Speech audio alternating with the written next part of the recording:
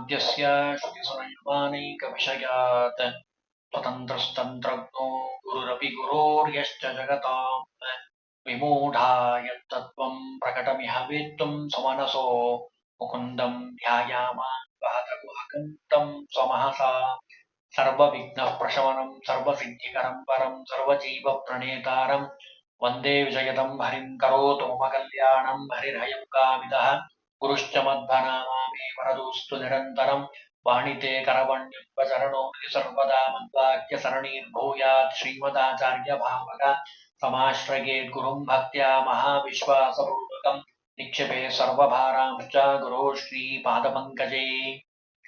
ಇವತ್ತು ನಾವರಸ್ಕೊಂಡಿರುವಂತಹ ವ್ರತ ಶರ್ಕರ ಸಪ್ತಮಿ ವ್ರತ ಅಂತ ಹೇಳಿ ಪ್ರಖ್ಯಾತವಾಗಿರುವಂಥದ್ದು.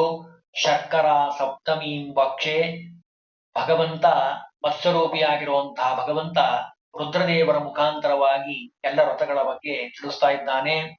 ಈ ವ್ರತವನ್ನ ಯಾರು ಆಚರಣೆಯನ್ನ ಮಾಡ್ತಾರೋ ಅವರಿಗೆ ಅಷ್ಟೈಶ್ವರ್ಯ ಪ್ರಾಪ್ತಿಯಾಗತ್ತೆ ಅಂತ ಹೇಳ್ತಾರೆ. ಅದರಲ್ಲೂ ಆರೋಗ್ಯ ಸಹಿತವಾಗಿ ಆಯುರಾರೋಗ್ಯಮೈಶ್ವರ್ಯಂ ಯಯಾನಂತಂ ಪ್ರಜಾಯತೆ. ಯಾರು ಈ ವ್ರತವನ್ನ ಮಾಡ್ಲಿಕ್ಕೆ ಸಾಧ್ಯ, ಯಾವತ್ತು ಮಾಡಬೇಕು ಈ ವ್ರತವನ್ನ ಅಂತ ಪ್ರಶ್ನೆ ಮಾಡಿಕೊಂಡ್ರೆ ಅದಕ್ಕೆ ಹೇಳ್ತಾರೆ, ಮಾಧವಸ್ಯ ಸಿತೆ ಪಕ್ಷೆ ಸಪ್ತಮ್ಯಾಂ ನಿಯತವ್ರತಃ. ವೈಶಾಖ ಮಾಸದಲ್ಲಿ ಈ ವ್ರತವನ್ನ ಆಚರಣೆ ಮಾಡಬೇಕು. ಶರ್ಕರ ಸಪ್ತಮಿ ವ್ರತ ಅಂತ ಕರೀತಾ ಇದ್ದಾರೆ. ವೈಶಾಖ ಮಾಸದ ಶುಕ್ಲ ಪಕ್ಷದ ಸಪ್ತಮಿ ದಿವಸ ಈ ವ್ರತವನ್ನ ಮಾಡಬೇಕು. ಬಿಳಿ ಎಳ್ಳಿನಿಂದ ಸ್ನಾನವನ್ನ ಮಾಡಿ ಬಿಳಿ ಗಂಧ ಮತ್ತು ಪುಷ್ಪಗಳಿಂದ ಅರ್ಚನೆಯನ್ನ ಮಾಡಬೇಕು. ಯಾರನ್ನ ಅಂತ ಪ್ರಶ್ನೆ ಮಾಡಿಕೊಂಡ್ರೆ ಅದಕ್ಕೂ ಹೇಳ್ತಾರೆ, ಸೂರ್ಯನನ್ನ ಪೂಜಾ ಮಾಡಬೇಕು ಅಂತ ಹೇಳ್ತಾರೆ. ಸಪ್ತಮಿ ತಿಥಿಗೆ ಅಭಿಮಾನಿಯಾಗಿರುವಂಥವನು ಸೂರ್ಯದೇವ. ಸೂರ್ಯನ ಒಂದು ಅನುಗ್ರಹವನ್ನ ಪಡೆದಂಥವರಿಗೆ ಒಳ್ಳೆಯ ಆರೋಗ್ಯ ಸಿಗ್ತಾ ಇದೆ. ಇವತ್ತೆಲ್ಲ ಕಡೆ ನಾವು ನೋಡ್ತಾ ಇದ್ದೀವಿ, ನಾನಾ ವಿಧವಾದ ರೋಗಗಳಿಂದ ನೋವುಗಳಿಂದ ಜನ ಒದ್ದಾಡ್ತಾ ಇದ್ದಾರೆ. ಸೂರ್ಯನ ಆರಾಧನೆಯನ್ನ ಮಾಡಿ ಸೂರ್ಯ ನಮಸ್ಕಾರವನ್ನ ಮಾಡಿದ್ದೇ ಆದ್ರೆ ಯಾವ ರೋಗಾದಿಗಳು ನಿಮ್ಮ ಹತ್ರ ಬರೋದಿಲ್ಲವಾ. ನಮಃ ಸವಿತ್ರ ಇತ್ತೇವಂ ಸೂರ್ಯಾಯ ನಮಃ ಅಂತ ಹೇಳಿ ನಮಸ್ಕಾರವನ್ನ ಮಾಡಬೇಕಂತೆ. ಅದು ನೆಲದ ಮೇಲೆ ಕೇಸರಿಯಿಂದ ಮಂಡಲವನ್ನ ಬರೆದು ಸ್ತಂಡಿಲೆ ಪದ್ಮಮಾಲಿಕ್ಯ ಕುಂಕುಮೇನ ಸಕರ್ಣಿಕಂ ಅಂತ ಹೇಳ್ತಾರೆ. ಆ ರೀತಿಯಾಗಿ ಪದ್ಮವನ್ನ ಬರೆದು ಅಲ್ಲಿ ಸೂರ್ಯನನ್ನ ಪೂಜಾ ಮಾಡ್ಬೇಕಪ್ಪ. ಸಕ್ಕರೆಯ ಪಾತ್ರೆಯನ್ನ ಜಲಪೂರ್ಣ ಸಹಿತವಾಗಿ ಕುಂಭ ಸಹಿತವಾಗಿ ಸ್ಥಾಪನೆಯನ್ನ ಮಾಡಿ ಬಿಳಿಯ ಶುಭ್ರವಾದ ವಸ್ತ್ರಗಳನ್ನ ಇಟ್ಟು ಗಂಧವನ್ನ ಪುಷ್ಪವನ್ನ ಆ ಸೂರ್ಯನಿಗೆ ಸಮರ್ಪಣೆಯನ್ನ ಮಾಡಬೇಕಪ್ಪ. ಹಿರಣ್ಯವನ್ನ ಬಂಗಾರವನ್ನ ಅದರಲ್ಲಿ ಹಾಕಿ ಪ್ರಾರ್ಥನೆಯನ್ನ ಮಾಡಬೇಕು. ವಿಶ್ವವೇದಮಯೋ ಯಸ್ಮಾತ್ ವೇದವಾದಿತಿ ಪಠ್ಯಸೆ ಸರ್ವಾಮೃತವದೇವ ತ್ವಮತಃ ಶಾಂತಿ ಪ್ರಯಚ್ಛಮೆ ಅಂತ ಹೇಳಿ ಆ ಸರ್ವ ವೇದಗಳಿಂದ ಪ್ರತಿಪಾದ್ಯನಾಗಿರುವಂಥವು ಸೂರ್ಯನಾರಾಯಣ. ವೇದಗಳು ಸಹಿತ ನಿನ್ನ ತಿಳಿಲಿಕ್ಕೆ ಸಾಧ್ಯ ಇಲ್ಲ.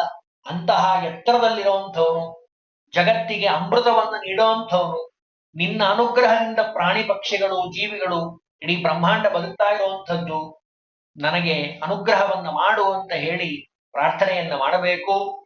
ಆಮೇಲೆ ಪಂಚಗವ್ಯವನ್ನ ಸ್ವೀಕಾರ ಮಾಡಿ ಕುಂಭದ ಮುಂದೆ ಕೂತು ಸೂರ್ಯ ಸೂಕ್ತವನ್ನ ಪಾರಾಯಣ ಮಾಡಬೇಕು ಅಂತ ಹೇಳ್ತಾರೆ. ತಾನೇ ಮಾಡಿದ್ರೆ ಬಹಳ ಸಂತೋಷ, ಇಲ್ಲ ಜ್ಞಾನಿಗಳಿಂದ ಮಾಡಿಸಿ ಅವರ ಅನುಗ್ರಹವನ್ನ ಆಶೀರ್ವಾದವನ್ನು ಪಡೆಯಬೇಕು. ಅವತ್ತಿನ ದಿವಸ ನೆಲದ ಮೇಲೆ ಮಲಗಬೇಕು ಅಂತಾರೆ. ಹಗಲು ರಾತ್ರಿ ಆ ಸೂರ್ಯನನ್ನ ಸ್ಮರಣೆ ಮಾಡಬೇಕು. ನಿತ್ಯ ಕರ್ಮಗಳನ್ನ ಆಚರಣೆ ಮಾಡಬೇಕು. ಜ್ಞಾನಿಗಳಿಗೆ ದಾನವನ್ನಾಗಿ ಕೊಡಬೇಕು ಅಂತ ಹೇಳ್ತಾರೆ. ಅಹೋರಾತ್ರೆ ಗತೆ ಪಶ್ಚಾತ್ ಅಷ್ಟಮ್ಯ ಕೃತನೈಕತಃ ನಿತ್ಯದಲ್ಲಿ ಮಾಡಬೇಕು ಕರ್ಮಗಳನ್ನ. ಅದಾದ ಮೇಲೆ ಮರುದಿವಸ ಸಕ್ಕರೆ ತುಪ್ಪ ಪಾಯಸ ಮೊದಲಾದ ಭಕ್ಷ್ಯಗಳಿಗೆ ಅನುಗುಣವಾಗಿ ತನ್ನ ಶಕ್ತ್ಯಾನುಸಾರವಾಗಿ ಜ್ಞಾನಿಗಳಿಗೆ ಭೋಜನವನ್ನು ಮಾಡಿಸಬೇಕು ಅಂತ ಹೇಳ್ತಾರೆ.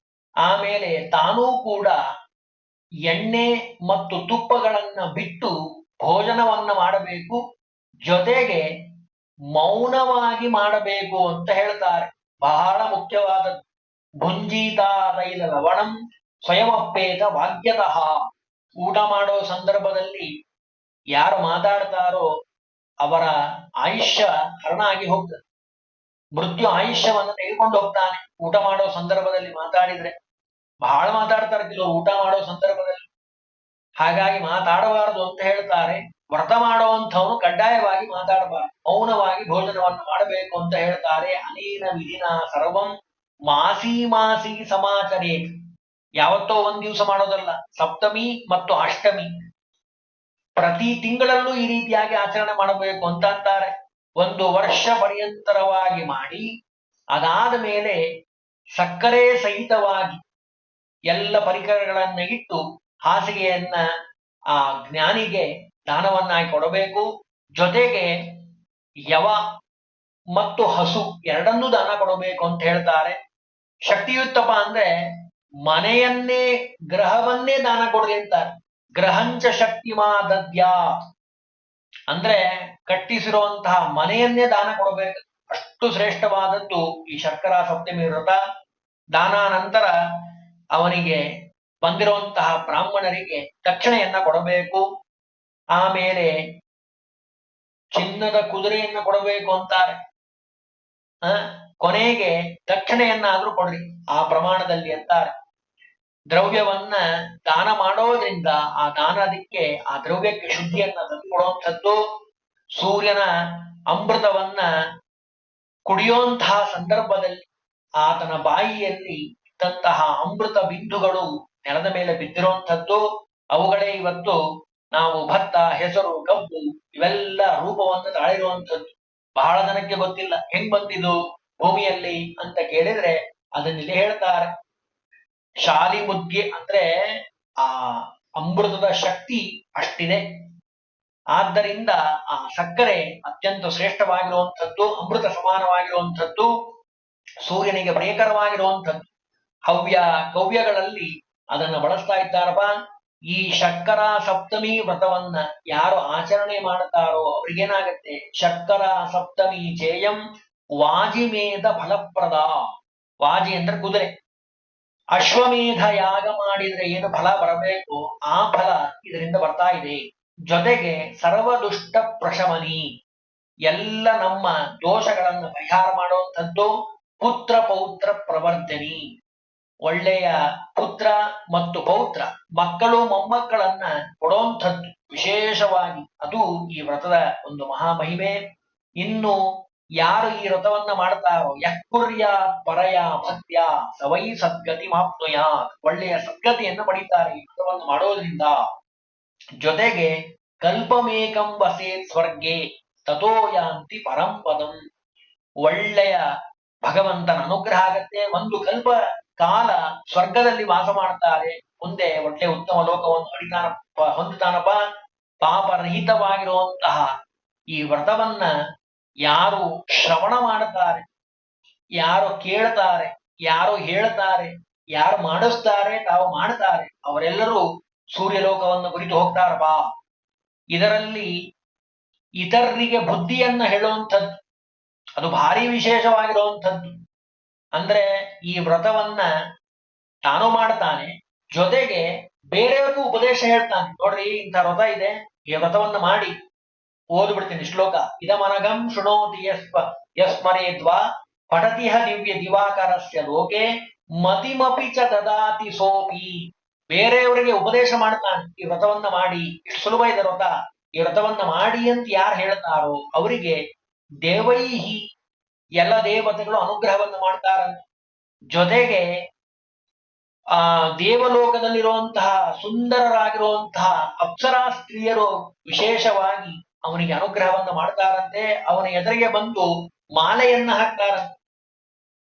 ಅಷ್ಟು ಮಾಲಯ ಅಭಿಪೂಜ್ಯ ವಿಶೇಷವಾಗಿ ಮನ್ನಣೆಯನ್ನು ಮಾಡ್ತಾರಂತೆ. ಅಂತಹ ಅತ್ಯಂತ ಶ್ರೇಷ್ಠವಾಗಿರುವಂಥದ್ದು ಈ ವ್ರತ, ಶರ್ಕರಾ ಸಪ್ತಮಿ ವ್ರತ.